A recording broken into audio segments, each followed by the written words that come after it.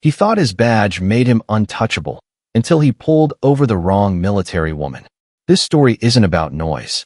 It's about silence and what happens when silence is no longer an option. Welcome to Crack of Light, where we explore true tales of strength, justice, and the quiet defiance that changes everything. If you find meaning in stories like this, don't forget to like, subscribe, and turn on the bell so you never miss the next chapter. Now let's begin. He thought she was just another late-night driver, another shadow behind the wheel passing through his quiet corner of Utah. No red flags, no call-ins, just a gray SUV heading north on an empty road, the kind of road that hears more wind than engines at this hour. Officer Bryce Toller had been parked for nearly 45 minutes near an old turnoff that led nowhere important. His hands were cold around a paper cup of coffee that stopped being warm 2 shifts ago. His cruiser lights were off. His thoughts were somewhere else, anywhere else, until he saw that vehicle. It didn't speed, didn't swerve, but it didn't belong. Not in his eyes. Not at this hour. That was enough for him. Inside that SUV was Major Amara Reed. Her posture didn't slump. Her eyes didn't wander. She had just finished a 12-hour humanitarian logistics meeting at the regional base and was returning to her off-site housing outside the city. Her thoughts were already on the morning brief.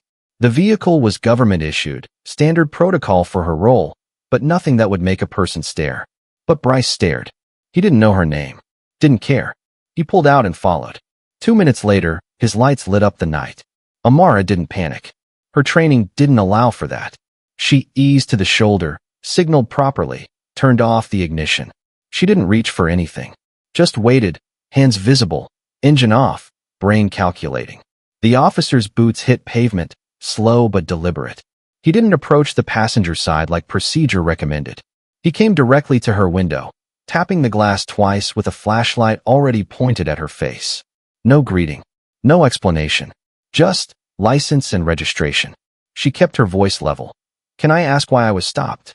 The light didn't move. "You were drifting lanes. Might be impaired." Her tone didn't change. "I haven't been drinking." "License and registration," he repeated, louder this time. She complied. Slowly, deliberately. Hands first to the glove box, then the ID. "This is a government vehicle," she added. "I'm a federal officer." He glanced at the card, but didn't react. "Military?" "Yes." A pause. A smirk. "That doesn't put you above the law." "I didn't say it did." "Step out of the vehicle." 3 seconds of silence passed. "Excuse me." "You heard me. I've complied with everything. I haven't refused. I'm asking for a lawful basis for the request." "Step out of the vehicle." There was no anger in her voice. Just something sharper. Measured. She reached into her coat without rushing, tapped a button on the side of her vest. "For the record," she said calmly, "this interaction is being recorded." For a brief moment, his eyes flicked to her chest, saw the blinking red light. His jaw tightened. But ego speaks louder than caution. He opened her door himself. "Get out now." And she did. Without a fight. Without fear. She stood upright. No weapons, no aggression. Just a woman in civilian clothes who had stared down more danger in uniform than he could imagine. But Bryce didn't know who she was. He didn't ask. He made her walk a line beneath a frozen street lamp while cars passed by too far to see. She passed his test. Every step. Every word. Still, he issued a ticket. Failure to stay in your lane. That's all it said. That's all he thought it would ever be. But the road doesn't forget. And neither did she. This wasn't about pride. This wasn't about revenge. This was about every quiet voice that had ever been told to sit down, shut up, and move on. She wasn't moving on. And he had no idea, none at all, that the woman he tried to intimidate would be the one walking into court weeks later with the whole country watching. He thought his badge made him untouchable. He had no idea who he had just stopped. Back at the station, Officer Bryce Toller logged the stop like any other. No arrest. No incident. Just a routine citation, failure to stay in lane, possible impairment. He typed it out without hesitation, tossed the body cam into its dock, and cracked his neck like it had been just another boring hour. No report was flagged. No supervisor questioned him. He dropped a few lines about some lady flashing a federal ID while joking with another officer in the break room. To him, it was over the moment she drove away. It wasn't worth a second thought. Across the city, inside a secured compound at the edge of Fort Stratton, Major Amara Reed said nothing when she returned. Her steps were quiet, purposeful, unreadable. She greeted the night shift desk sergeant, nodded to the guard, and climbed the stairs alone. Her team had just wrapped a 36-hour supply operation overseas. No one asked why she was late. But one of her closest aides, Lieutenant Kendra Lee, noticed something. It wasn't anger. It wasn't fear. It was focus, something that narrowed Amara's gaze into something more precise than usual. A calm that wasn't ordinary. Amara didn't sleep that night. She sat at her desk, her phone plugged into a military-grade secure laptop. She replayed the footage once, twice. She didn't flinch watching it. She analyzed it like intel. His tone, his posture, her own responses, what she said, what she didn't. Then she began drafting a report, not emotional, not accusatory, but exact. She attached the footage, labeled it by timestamp, cited protocol breaches, included her credentials, vehicle clearance, and service record. At 3:47 a.m., it was sent to the Judge Advocate General's office, and in parallel, to the International Office of Civil Rights Oversight, with incident of procedural misconduct during traffic stop in the subject line. At 6 a.m., she was already in uniform, briefing her unit about a deployment readiness drill. No one would have guessed what had happened hours earlier. No one except Kendra, who, after the meeting, quietly approached. "You okay?" Amara didn't answer right away. Then, evenly, she said, "I've seen this before. Too many times." Some just nod and keep driving. But silence only teaches them to keep doing it. "I'm not here to scream. I'm here to document." Meanwhile, Bryce still hadn't watched the footage. He didn't think he needed to. His own camera, her phone, none of it mattered. He had done what he always did. Assert control. Issue the ticket. Move on. He even retold the story to another officer during the morning shift change, laughing about how she got all official like I was supposed to care. No one corrected him. No one questioned it. But they remembered the name he casually dropped, Reed. That name started circulating by the afternoon. 3 days later, Bryce got a sealed envelope delivered directly to the station front desk. No badge. No explanation. Just an official packet from the U.S. Department of Military Justice and another from the Federal Civil Rights Division. His name was printed in block letters on the top. Inside, notice of a formal review. Notification of a complaint involving an alleged unlawful detainment and abuse of authority. Attached were still images pulled from the footage. One frame captured his hand hovering near his holster. Another showed Amara stepping out of the vehicle with her hands visible and unthreatening. A line was highlighted in bold. "You were drifting lanes. Might be impaired." He read it standing in the parking lot, half in uniform, half annoyed. "Seriously?" he muttered. "She's making a thing out of this?" But when he walked back into the station, it wasn't the same. One of the newer officers, quiet, always observant, didn't make eye contact. A sergeant looked up from his desk, then looked away without a word. Bryce felt something shift, faint but present. A weight. Not pressure. Not guilt. Just the slow burn of attention turning in his direction. He shrugged it off. Filed the envelope in his locker. Told himself it would blow over like everything else. That it was just red tape. But he still didn't watch the footage. Not once. He didn't want to see what the others might already be seeing. What was captured? What couldn't be denied?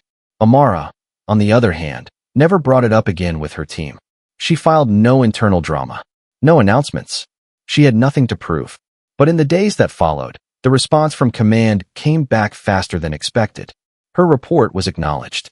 The footage was entered into record. A liaison from the Department of Defense requested a preliminary interview. She agreed without hesitation. She didn't file because she was angry. She filed because next time, the driver might not be someone trained to stay calm. Might not have clearance. Might not have a camera ready. Might not walk away. That, to her, was unacceptable. And now, someone else had to explain why it happened. The envelope was thin, plain, standard government issue. Bryce didn't open it right away. He found it waiting in his locker, his name typed clean and centered. He figured it was routine, a memo, or maybe a complaint that would dissolve into nothing like the rest.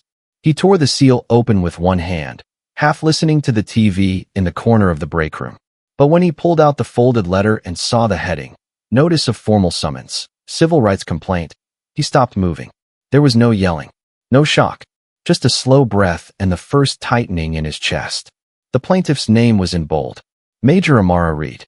The rest of the words blurred for a second, but one line stood clear. You are required to appear in person for legal deposition regarding conduct during a traffic stop on December 17th. He folded the letter and slipped it into his jacket like it didn't matter. Like it was still nothing. But the break room wasn't quiet anymore. Two other officers had stopped talking. They didn't ask questions. They just watched him walk out. At his desk, he clicked through his system, opened the call log from that night. Nothing unusual. No backup requested. No arrests made. A simple stop. Standard citation. That's what it had been, until it wasn't. By noon, whispers had already moved through the precinct. Someone mentioned that the same name, Amara Reed, was trending on the department's internal forum. Not the public site. Not gossip blogs. The secure board. Someone had linked her bio. Active duty. Logistics command. Multiple tours. Clearance level 4. Recipient of the Defense Distinguished Service Medal. And a note from the Office of Inspector General confirming a federal investigation was underway. That changed things. Bryce knew it. He walked the hallway slower. No one confronted him, but no one offered a casual nod either.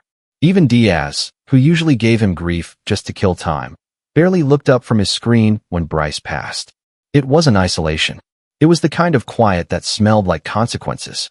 Across the country, in a law office built for classified clients, Helena Shin tapped her pen twice against a manila folder before sliding it toward Amara. They've scheduled the hearing in 3 weeks, she said. You'll have to testify in person. Amara nodded once. No hesitation. Helena studied her carefully. Most people settle. Quiet agreement, minor payout, non-disclosure. Clean and forgettable. You don't want that. Amara's reply was simple. I want the pattern broken. Helena already knew this wasn't just a case about one officer. Her own review of the precinct's record showed a spike in low-level escalations over the past 3 years, almost all unreported beyond internal logs. A pattern. No accountability. Amara had documented everything with precision. Names. Time. Response. Her statement was less of a complaint and more of a case file. The kind of record designed not just to accuse, but to survive scrutiny. They built the strategy from there, not around emotion, but around exposure. Not just what was said that night, but what wasn't. No protocol for female safety. No audio acknowledgement of her credentials. No justification for the escalation. Helena looped in experts. Civil conduct analysts. Military legal observers. She didn't plan to argue. She planned to present facts that spoke for themselves. Back at the precinct, Bryce sat through a mandatory HR briefing. No one mentioned his name, but everyone knew why the meeting was called. Policy reminders. Footage protocols. The term improper de-escalation was repeated more than once. He didn't speak during the session. Afterward, he logged into the internal network, opened the footage from his body cam. For the first time since the night of the stop, he watched it. Just him, standing too close. Voice sharp. Eyes locked on hers without listening. And there she was. Not defiant. Not disrespectful. Just still. Controlled. Calm enough to make him look foolish by contrast. He closed the window. Shut down the screen. And for the first time, didn't know what to do next. Amara kept her normal schedule. She ran drills. Signed off on cargo inspections. Conducted evaluations. She answered no press. Declined every interview. But within her unit, the air changed. No one brought up the case. But they moved sharper. Saluted cleaner. Watched her closer. Not for weakness, but for example. She hadn't raised her voice. Hadn't drawn attention. She had simply drawn the line. And no one could pretend they didn't see it now.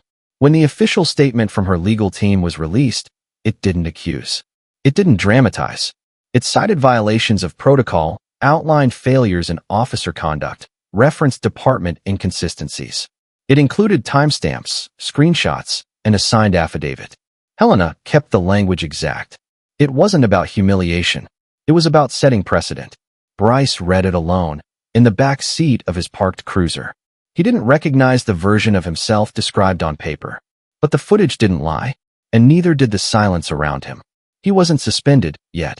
But his name was flagged. He was pulled from the field and placed on administrative observation. No badge on the streets. No weapon. Just a desk. Just paperwork. His supervisor didn't explain the reassignment. He didn't have to. Justice didn't arrive like thunder. It came quietly. It came in folders. In memos. in schedules cleared for court. But it came, and for the first time, Bryce realized this wasn't about him losing control. It was about her refusing to give it away. The courtroom wasn't loud. It wasn't crowded, but it was full, with lawyers, observers, a few fellow officers, and a quiet wait that settled the moment Amara Reed stepped through the door. She wore her formal uniform, the dark fabric pressed with precision, her ribbons and medals aligned by regulation, not vanity. No statement, no theatrics. But when she entered, the sound of movement stopped. No one announced her. No one needed to. People just noticed. She didn't look around. She didn't need to. Her presence said enough.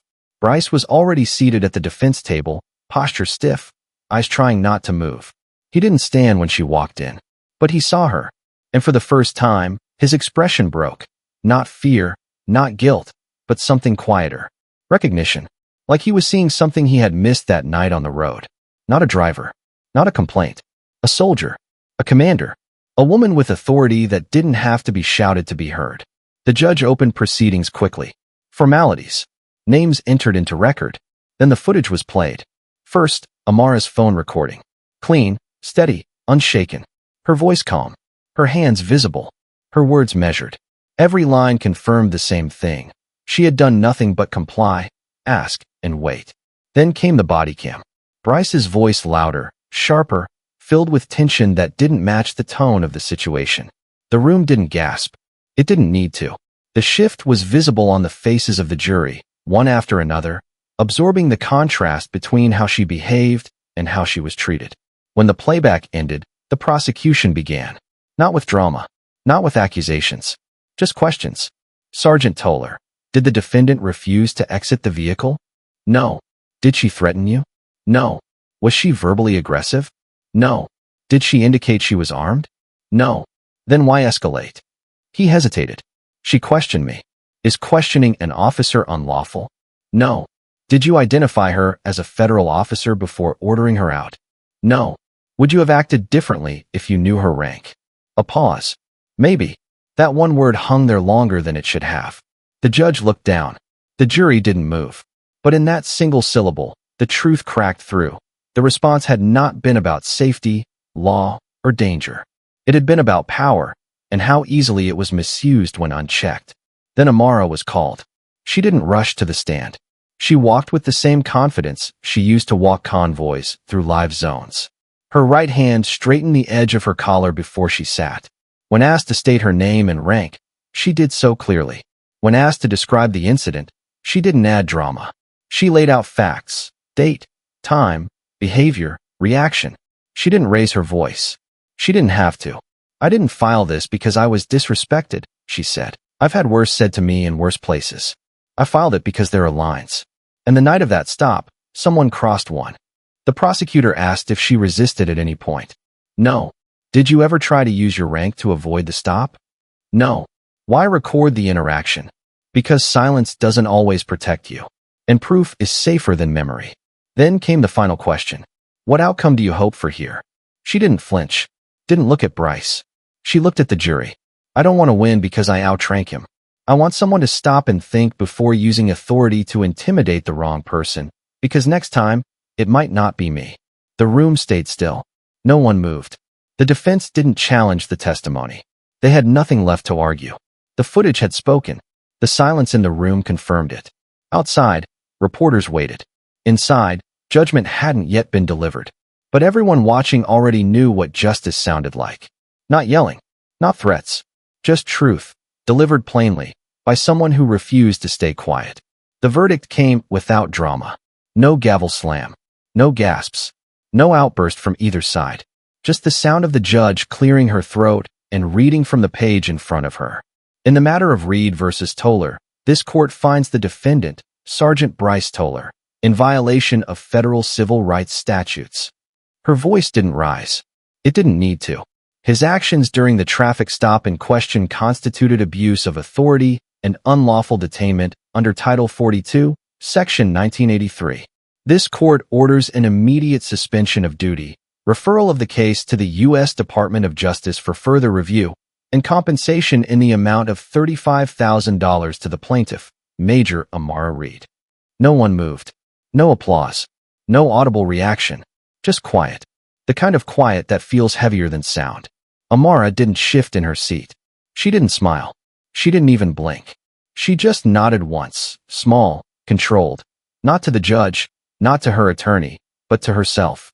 As if this wasn't a victory, but a confirmation.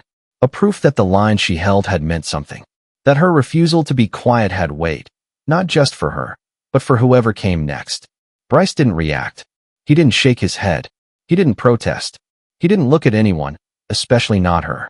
He stood slowly when court adjourned and gathered his things without needing instruction. He walked with a stiffness that didn't come from injury or uniform, but from understanding.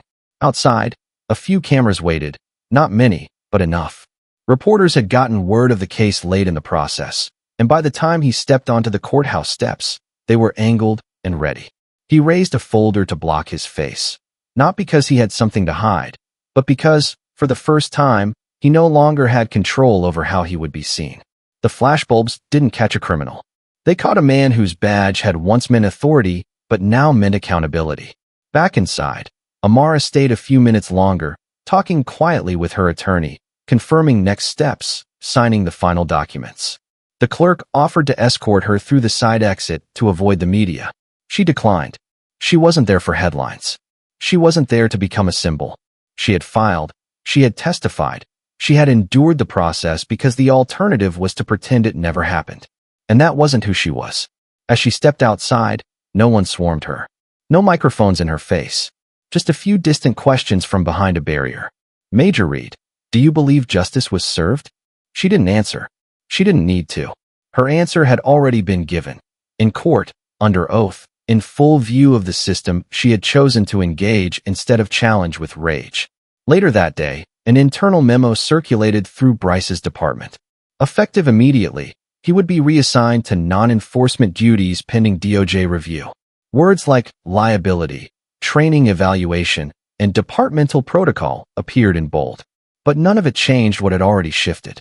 Officers who once nodded at him now passed without eye contact. Others whispered, not in cruelty, but in caution. Everyone knew what had happened. No one knew if it would happen to them next. That was the part that mattered. For Amara, the court case was done, but her mission wasn't. She returned to base the next morning as if nothing had happened. No one congratulated her. No one treated her differently. But her presence, her steadiness, had become something else. A marker. A warning. A quiet kind of respect that didn't need to be spoken to be felt. Helena, her lawyer, called 2 days later to confirm the compensation check had cleared and the official ruling had entered the public federal record. You could have asked for more, she said. Press. Headlines. A national platform. Amara's answer was short. That wasn't the point. Helena paused, then added, it worked. People are paying attention. Amara didn't respond right away. Then, finally, maybe next time he pulls someone over, he'll think twice. That's enough. Weeks passed. Bryce remained on desk duty, reviewing citations, organizing training files, avoiding small talk. One afternoon, he sat alone in the briefing room, scrolling through archived footage. Not hers. Others. Stops he'd made over the years. Voices he couldn't remember. Faces he hadn't cared to. The job had taught him to move fast, give commands, control the scene. But now, sitting still, with no power behind a steering wheel or badge on his chest, he realized he had never really listened. Not until it cost him. The department began revising its training policy. New officers were given her case as a scenario to study. What went wrong? What should have been done? Not as a warning to avoid lawsuits, but as a reminder that every stop is someone's whole story, not a routine. Amara never went back to court. She never appeared in interviews. But what she did echoed. In briefings. In policies. In the conversations that happened behind closed doors between officers who now have to ask themselves whether their instincts serve justice, or just their pride. She didn't demand justice. She expected it. And when it arrived, not with noise, but with clarity, it was more than a ruling. It was a shift. Bryce left the courthouse that day thinking it would pass. That attention would fade. That names would be forgotten. But what he didn't realize was that he wasn't the story anymore. He was the cautionary footnote. She was the reason policy changed. Bryce didn't wear the uniform the same way anymore. His badge still clipped to his chest, his name still sewn into the fabric, but the weight of it had shifted. He no longer sat behind the wheel of a cruiser or patrolled the streets. His new post was a desk in the operations wing, civil intake, records, policy review. He filed paperwork on other officers' stops, watched their footage, cross-checked dates and signatures. No more lights. No more commands. Just forms, reports, and silence. No one said it was punishment. No one had to. It was called a transition. But everyone in the department knew what it really was. Online, the story spread fast. It started as a brief headline buried in a local paper. Federal officer wins civil rights case against Utah police sergeant. But it didn't stay local. Within days, social media turned it into a litmus test. Some said Amara was another example of overreaction, that officers were being crippled by scrutiny. Others said she'd done what most people were too afraid to do: stand up and draw a line in a system that rarely admits fault. Comment sections lit up with arguments, hashtags, and firestorm takes. Some framed her as a troublemaker. Some as a reformer. Most never saw the full footage. Most didn't care to. But Amara stayed silent.